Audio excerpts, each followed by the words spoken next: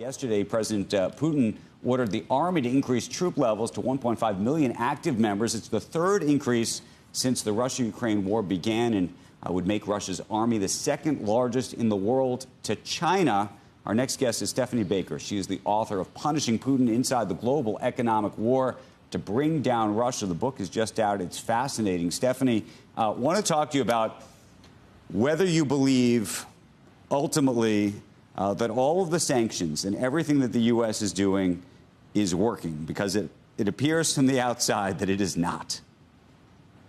Right. So I like to ask people how they define working. If you define, quote unquote, working as have they driven Putin out of Ukraine, clearly they failed. If you define working as have they imposed meaningful costs on the Russian economy, then yes, they are working to some extent. These sanctions have cost Russia hundreds of billions of dollars. Putin is very unhappy.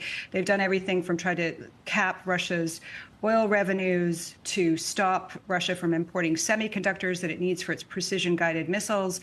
The system is leaky.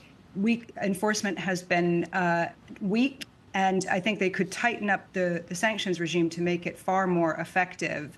But I think it's clear that I think it's a page out of Putin's propaganda for him to say, we're just fine, sanctions aren't working.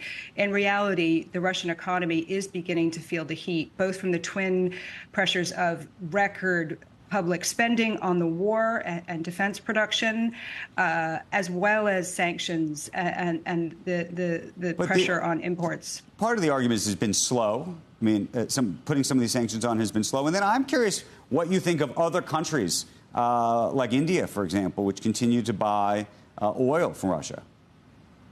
Right. I think you've hit the nub of the matter. Oil is the key here. Right. Oil has always been the mainstay of the Russian economy going back decades. You saw at the end of 2022, the G7 come together to try to cap Russia's oil revenues, put this price cap on Russian oil, banning Western services for any oil sold above $60 a barrel. Now, that worked for a while. And then Russia assembled its shadow fleet of oil tankers to find new markets. And I think what caught many people by surprise was the degree to which India stepped up and bought Russian oil and filled that gap. They went from importing something like 1% of its oil from Russia to 40%. And I think until the U.S. and Europe can figure out a way to cap Putin's revenues from oil, it's going to be really hard to prevent him from funding the war. Stephanie, the perception that the sanctions were going to work and dry up some supply, push the price up to where it made up for any shortfall in how much they sold, because they were selling it for a lot more per barrel, and we couldn't control the price they were able to get from people like India. I mean, it almost backfired, didn't it? Are their oil revenues down? Well, India did step up to do this opportunistic trade when Russian oil was being sold at a discount. And it is still being sold at a discount to Brent, which is the key benchmark. And it's about $10 below, whereas before the war, the discount was much less. It was something like $2. So there is an impact. But I agree that Russia has been able to earn, particularly in the early days of the war, when there was panic over Russian supply and what might happen, was able to earn huge amounts of money from oil. And I think what hasn't happened is there hasn't been enough of an enforcement of the price cap. They haven't gone after enough of these tankers in Russia's shadow fleet. They've sanctioned something like 60, 65 vessels, but they could certainly sanction many more. It's all for everyone there to see. You can, look at satellite tracking data and marine traffic. It's the data is available. So if they want to go after Russia's oil revenues, they can. But it goes back to the original. There has been concern about spiking prices, and I think that has held back some more robust enforcement actions. Stephanie, I'm concerned that the sequel to this book is going to, this book is called Punishing Putin, that the next book is going to be Punishing Xi.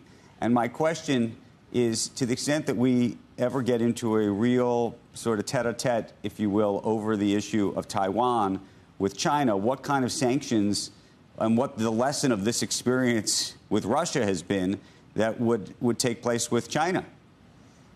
It's a really good question. And I viewed this as the sanctions against Russia as a grand experiment, because never has such a large coalition come together to sanction such a major economy that's so integrated with the global financial system. And I think it's taught lessons about how that sanctions are, in fact, a limited tool unless you want to harm your own economy. And I think that's even more the case with China. China accounts for something like a third of global manufacturing capacity. If China goes ahead and invades Taiwan or imposes a blockade, how does the West respond, given the reliance of the global economy on Chinese manufacturing? With Russia, it was oil. With China, it's manufacturing. And I think it will be very hard to impose the kind of economic isolation on China that it has tried with Russia.